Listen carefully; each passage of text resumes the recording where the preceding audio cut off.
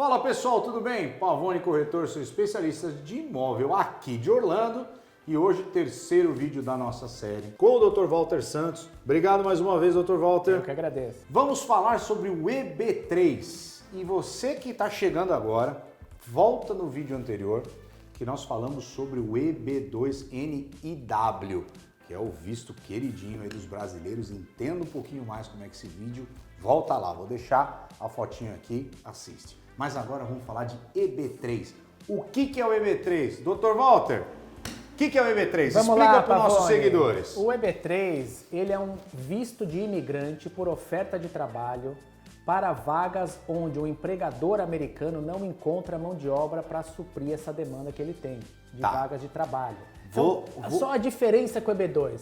O EB2 é para grau avançado, mestrado, doutorado, ou para alguém que tem habilidade excepcional porque sabe, está significativamente acima da média. Exato. O EB3 é o resto do mundo. Então vamos colocar assim, vamos botar um exemplo bem lúdico aqui. Eu tenho uma fazenda, tá, de plantação de café. Okay. E aí na minha cidade ninguém quer trabalhar para mim lá porque eu pago $15 a hora, mas o cara não quer ficar colhendo café, né? Aí eu peço para a imigração para poder trazer uma mão de obra de fora para colher o meu café. Correto, porque você não encontrou mão de obra aqui. Eu vou explicar o procedimento legal para fazer isso. Esse é o negócio. Quer dizer, estou precisando contratar, não achei, vamos trazer de fora e aí a imigração libera. Isso é a definição do EB3. Isso. Como é que funciona? Ele tem 3 categorias, o EB3. Ele é dividido em mão de obra qualificada, que é aquela que tem bacharelado para o seu exercício, né, os profissionais. Perdão, profissionais qualificados e não qualificados. São essas 3 categorias. Tá? O profissional é aquele que requer bacharelado para o seu exercício. A qualificada é aquela que requer 2 anos de experiência ou de treinamento. E a não qualificada é aquela que requer menos do que 2 anos de experiência ou treinamento. Ou não requer experiência nenhuma, não importa, menos de 2 anos. Tá. Então veja, se você lá. vai trazer alguém para consertar, mecânico de carro. Boa. Bom exemplo. Mecânico de carro não precisa de diploma de bacharel. Não, Então, experiência só. Só experiência. Então, se eu pedir um mecânico com 2 anos de experiência ou mais, ele está no nível de mão de obra qualificada. Se eu pedir um mecânico com 12 meses de experiência, ele já está na não qualificada, acredite se quiser. Esse é o limite determinado pelo Departamento de Trabalho dos Estados Unidos. E como funciona o processo? Bom, em primeiro lugar, você mencionou a fazenda de café que paga $15 a hora no teu exemplo para colher café. Quem vai determinar o salário é o Departamento de Trabalho americano. Quando eu, fazendeiro, aplicar lá, Isso. Departamento de Trabalho, eu quero contratar uns caras que não estou conseguindo. Ele que vai falar o quanto eu tenho que vai pagar. Falar, nós vamos determinar. Eu sou empregador, aqui estão os meus dados. A função é colheita de café. As funções do trabalho, esse é o título da profissão. As funções de trabalho são essa, colher café de tal horário a tal horário. Durante tal Tem que ser período integral, tá? Okay. Para o processo EB3. Ah, não pode ser meio período. Não pode ser meio período. O trabalho tem que ser período integral. E essas são as condições de trabalho. Aí o Departamento de Trabalho vai dizer a você, bom, para essa vaga o código é tal e o salário que você tem que oferecer é pelo menos X horas. Aí se você determina se quer por mês, por dia, por ano, não importa. Normalmente a gente faz por ano que é mais fácil, mas tem profissões que realmente é diferenciado porque é sazonal. Tá, ok. Então você coloca lá e o Departamento de Trabalho determina isso. Uma vez determinado, você começa a segunda etapa, que é o processo de recrutamento. Você tem que colocar anúncios no jornal e no banco de empregos do estado onde a vaga vai ser exercida. Você pode ter estabelecido na Flórida, mas a tua fazenda está no Nebraska. Então você anuncia no Nebraska, porque a vaga é lá. É no local do trabalho que é anunciado. Até então isso vai servir para provar que realmente não tem mão de obra, né? Correto, exatamente. Então talvez você fale assim, puxa, mas não tem mão de obra aí? Tem mão de obra, mas ninguém quer trabalhar para receber X dólares a hora para trabalhar no estado do Nebraska colhendo café. Então veja, o visto é feito para suprir a necessidade de mão de obra. Você não está conseguindo contratar. Então você põe um anúncio. Se não aparecer ninguém que qualifique para a vaga, às vezes não aparece ninguém. Muitas vezes não aparece absolutamente ninguém se apresenta. Eu não sei te explicar, eu vou te dar os motivos que a gente imagina que sejam. Primeiro, a economia estava muito aquecida e está voltando a ser aquecida nesse momento que nós estamos vivendo hoje, que a gente está falando do vírus. Então todo mundo está empregado, pelo menos em algumas funções, e não tem interesse em mudar. Segundo, o método de recrutamento ainda é arcaico. Muita gente não lê mais jornal, sai em jornal de domingo o anúncio. Exato. O banco de empregos do estado tem muita gente que nem sabe que existe. Então acaba que as vagas, as pessoas não aparecem, vão atrás, elas não vão porque atrás. elas estão olhando nesses sites aí, o Indeed, nesses Correto. outros aí. E mesmo o índice de desemprego não é alto aqui. Mesmo para vagas qualificadas, muitas vezes as vagas qualificadas que costumam são as que mais têm retorno, porque as pessoas com qualificação sabem procurar. Então a nossa experiência revela isso. Você vai uma vaga, eu quero com X anos de experiência, certificado disso, daquilo, aparece. Mas às vezes o próprio americano recusa a oferta de emprego porque não tem benefícios. Muitas dessas vagas não tem benefício, não tem plano de saúde, não tem hora extra, é só aquilo que você vai receber para aquele trabalho. Então tem muito americano que fala, não, eu já ganho mais, o salário não me interessa, eu já estou empregado numa posição que me paga mais. O que vocês estão oferecendo não é suficiente, não me interessa. Então isso permite a contratação de mão de obra estrangeira. Então eu estou na fase de recrutamento, tá? Eu estou colocando os anúncios e esperando correr o período para recrutar. Não aparecendo ninguém, o empregador aplica para o Labor Certification. Ele pede para o Departamento de Trabalho Federal americano. Olha, eu estou contratando para essa vaga, eu fiz esse recrutamento assim no jornal, no banco de empregos e alguns recrutamentos a mais, dependendo da vaga, e não apareceu ninguém. Ou os que apareceram não qualificam ou não se interessaram pela vaga. Ou até eu não posso contratar. Apareceu alguém que está ilegal. Ah, bom, eu não posso contratar o ilegal. Ele qualificar, mas eu não posso contratar. Então está desqualificado do processo seletivo. Aí o Departamento de Trabalho atesta, certifica que você pode contratar quem você quer. E aí abre a possibilidade de se fazer a petição imigratória para trazer a pessoa e a aplicação de green card. E aí quem chega já pega também o green card definitivo. Sem dúvida, já vem em definitivo. Você vem com um visto de imigrante permanente, é um green card, para trabalhar para aquele empregador. E agora, quanto tempo essa pessoa que conseguiu aplicar, estou indo lá na frente já, quanto tempo ela tem que ficar trabalhando para esse empregador? Achei ótimo, porque todo mundo faz essa pergunta. Eu mesmo fiz essa pergunta a primeira vez que eu estudei esse visto.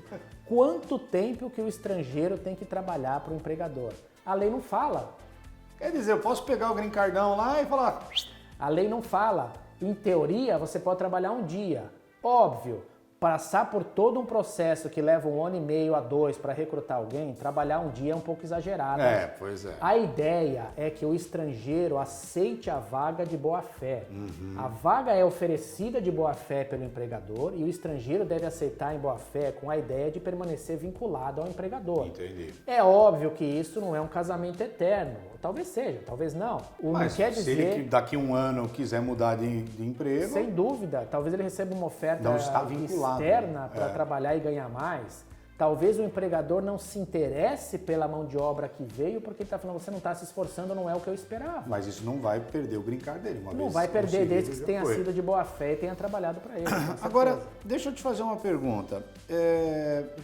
Lá o nosso seguidor tá vendo, pô, legal, eu quero procurar um emprego desse daí. Eles têm que...